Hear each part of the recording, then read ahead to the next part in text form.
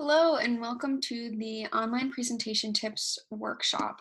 My name is Amelia Ashby. I work as a student assistant for the Office of Research, and I'm just going to talk to you a little bit today about ways that you can enhance an online presentation. I don't know about you guys personally, I'm way more used to an in-person presentation. So it was really useful to pull together these tips, learn a little bit more about how to modify presentations for the online format, especially as things like the Fall Student Research Symposium, different professional conferences, and things like that are coming up. So I'm going to walk you through some different best practices of ways that you can enhance your online presentation for the online format. So I'm going to walk you through before you hit record all the way to after you hit record. And when I talk about recording, it can either be a video, kind of like what I'm doing, or you can do just a voice recording. It kind of depends on the way that you personally enjoy presenting information. So let's talk a little bit about what happens before you hit record. Plan ahead. Think about what the most important parts of your presentation are or should be. And you can talk to your different lab mates or your faculty mentor if you're unsure about what these points should be. For most research presentations, this will be the background information, any methods that you used, different data analyses that you ran, and then a discussion surrounding what your conclusions are and why you got those results. So right here for me, for this presentation, I wrote it down in this little notebook. It's not the most beautiful list, it's not even the most organized list, but it got all of my thoughts down on a piece of paper so that I'd be able to organize them within my PowerPoint. And that is really useful for me. For other people, that's less useful and they want to jump right into the PowerPoint creation. Just kind of play around with it, see what you like best. However, whichever way you use, you want to simplify everything down as much as you can. You want to use a minimal amount of text. The shorter the presentation is, the better, and only include what is absolutely necessary. All of these things together will give the words that you speak more weight, and people will listen to what you're saying rather than just spending their time reading lines and lines and text up on a screen. For example, here is a poster, and it has some really interesting information on it, and it has really impactful results. However, it's really hard to see what that is just by looking at it because there is so much text on the page. You would have to talk to the presenter in order to get anything from this paper, unless you already are really familiar with the chemistry and biochemistry that they used in order to come up with these results. Here's another example where they took really key pieces of information, put it on there, and made it much more visually interesting. So at first glance, you can see that it has to do with medications, it has to do with maybe injections. You can read a little about like 130, the average number. That's really important information that someone can just walk past and see. Or if they're giving an online presentation, as soon as it pops up on their screen, they're instantly intrigued as to what's going on here. So that kind of goes along with the next tip, which is provide helpful visuals. Keep them interesting. You can include things like facts, different figures, any important statements. This is a great way to showcase what your conclusions or thesis statements are. And let me show you some examples of what that might look like. Here's a slide, extremely minimalistic. I didn't include any numbers or anything because this isn't a research presentation, but if you do use this type of outline, you can put a little bit of your text here if you've got an important figure or a fact. You can use this format for a chart or a graph that you created while you collected your data, and it will just take up the whole screen. It's something that people can look at and know what you're talking about. It makes it so much easier for them to follow along. Here's an example of ways that you can share your conclusions in a really simple way. You can also highlight different key terms that you want to define while you're talking, and it also helps you communicate way more efficiently than lines and lines of bullet points on a page. I'm going to throw in a little helpful tip for you here, a little extra bonus tip. When you're recording audio, set up your room in order to make it much better audio than you would otherwise. If you can, try to record in a smaller room, preferably with some carpet. That makes it less likely for your audio to bounce all over the room, and the carpet will help soften that as well, so that your audio is much more clear and easy to understand. Also try to record through both your computer and through your phone. I've got my phone set up right here, recording audio. My computer's recording audio, obviously. That way, if one of them malfunctions, you can splice in the other audio, and it will make your presentation run really smoothly. Okay, let's talk about after you hit record.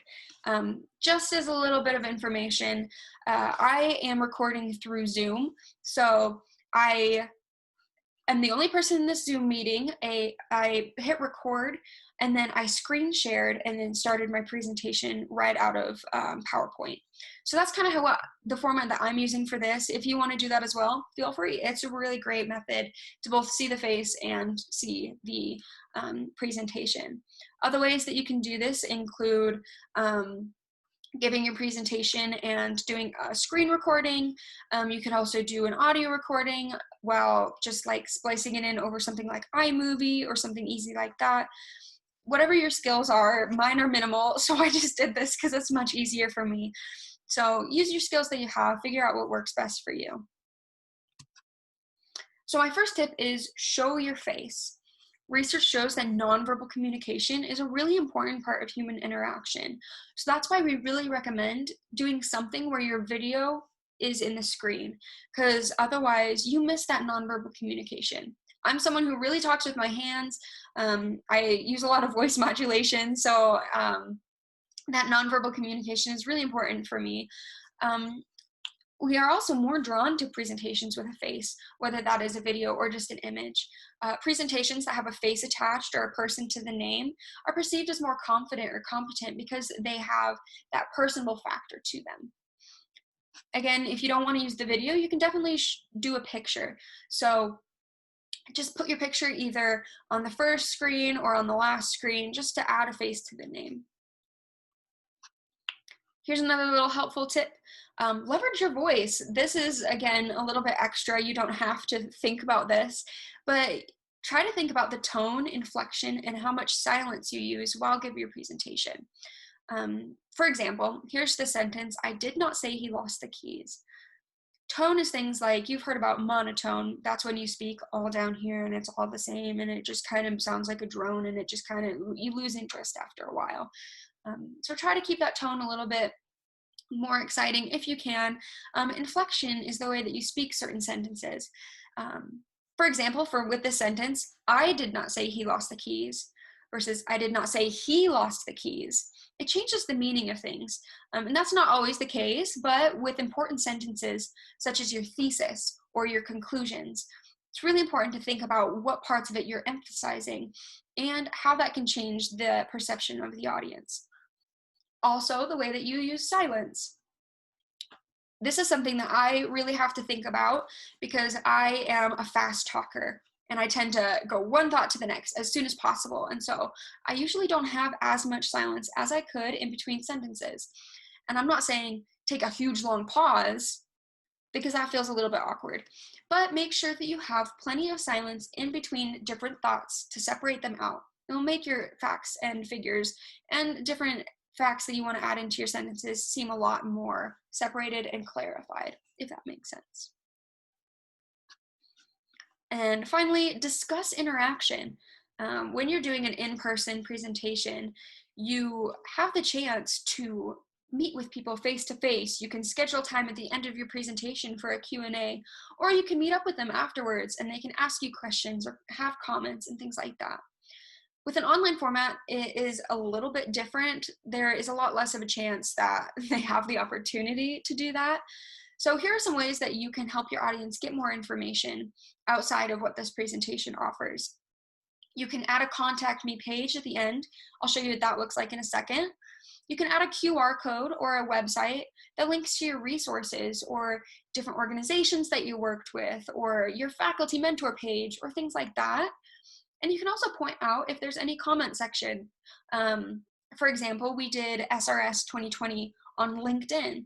So after presenters posted their video, they were able to say, down below is a comment section. If you have any questions, comment down below. I'll get back to them as soon as possible. Things like that.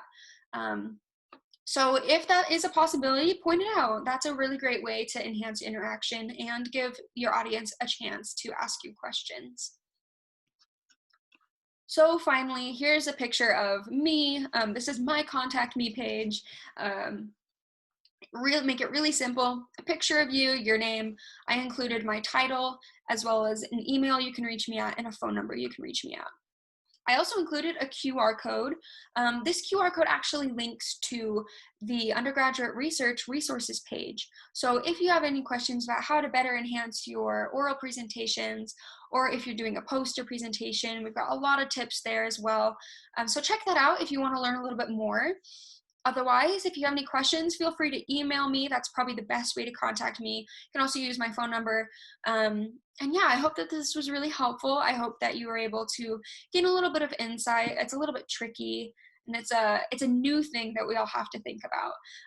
Hopefully this gives you at least a jumping off point to creating your own online presentation. So let me know if you have any questions, and thank you so much for listening.